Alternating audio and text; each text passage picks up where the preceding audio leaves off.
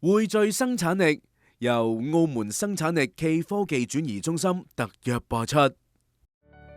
講到話中小企業轉型，唔少老闆都會話想升級、想走出去，但係唔知從何着手。今集我哋就睇下澳門一間本地嘅 IT 綜合方案企業，點樣喺生產力中心嘅支援底下，一步步突破瓶頸，拓展商機啊！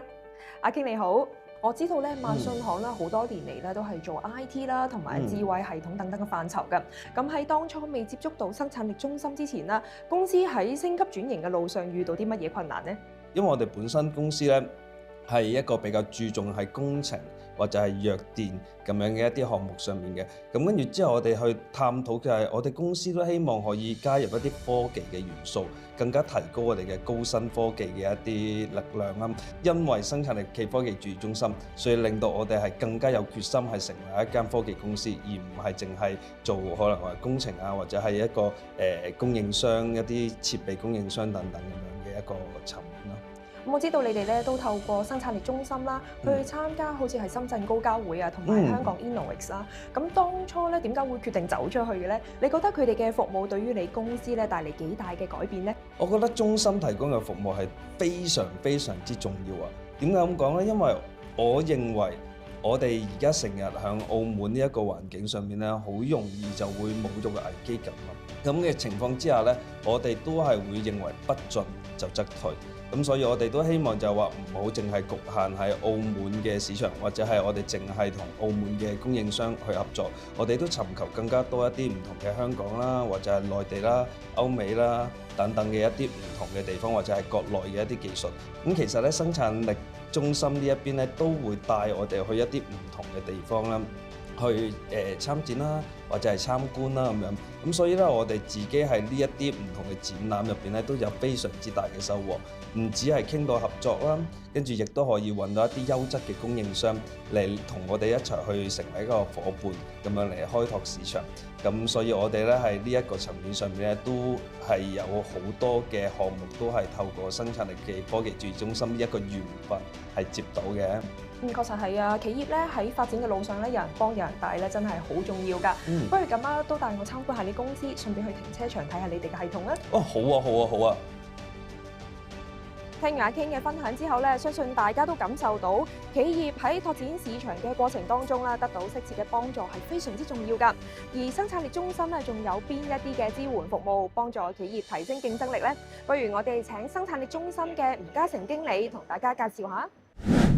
吳經理你好，首先咧想問下中心咧，主要為中小企業提供邊一啲嘅支援服務，同埋咧中小企業最常遇到嘅困難係乜嘢咧？咁我哋個支援服務包括有4項嘅，包括有諮詢服務、諮詢服務、中介服務同埋推廣服務嘅。咁喺諮詢服務方面咧，咁我哋會為企業提供一啲經營管理同埋業務發展嘅意見啦。咁好似過往我哋有啲求助個案係關於一啲推廣產品嘅查詢啦。咁我哋會針對企業嘅性質同埋目前市場嘅需求咧，會提供一啲建議俾佢哋啦。咁包括一啲品牌嘅包裝比量啊，又或者一啲數字化線上營銷嘅推廣等等啦。咁我哋喺諮詢服務方面咧，咁我哋會提供一啲緊密市場嘅一啲信息俾翻啲求助個案嘅。咁包括可能近年嘅一啲政府推出嘅一啲資助計劃啊，同埋一啲商品填碼嘅應用啊，以及一啲跨境電商嘅一啲資訊等等啦。咁對於中介服務方面咧，咁我哋都會協助佢哋尋求一啲夥伴嘅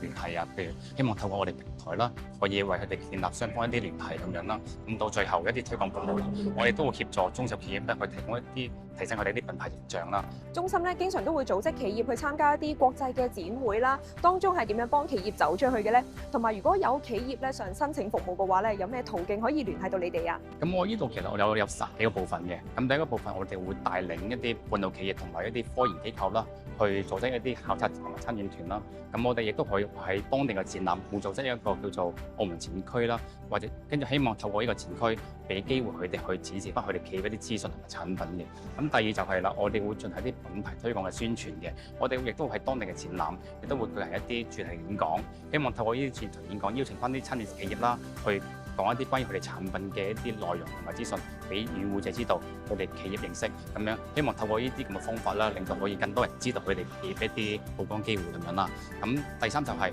我哋亦都會透過當地設立一啲呢啲商業平台啦，係可以事先佢哋讓佢哋一啲企業啦，會同一啲國際買家同埋一啲當地嘅參與商一啲建聯關係先。咁希望可以透過事前嘅一啲溝通，可以促成佢哋可以雙方合作嘅機會啦。如果大家想聯繫我哋啦，可以透過中心網站咧揾到我哋嘅電話同埋電郵，透過電郵同電話咧都可以同我哋聯絡嘅。希望日後有更加多嘅企業啦，受惠於你哋嘅服務啊！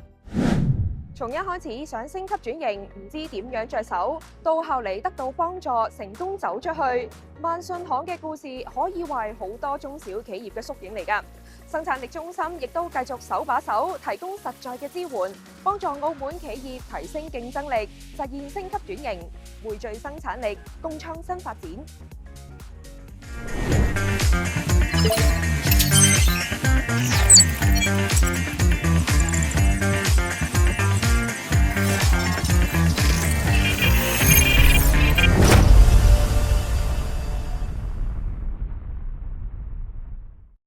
匯聚生產力，由澳門生產力暨科技轉移中心特約播出。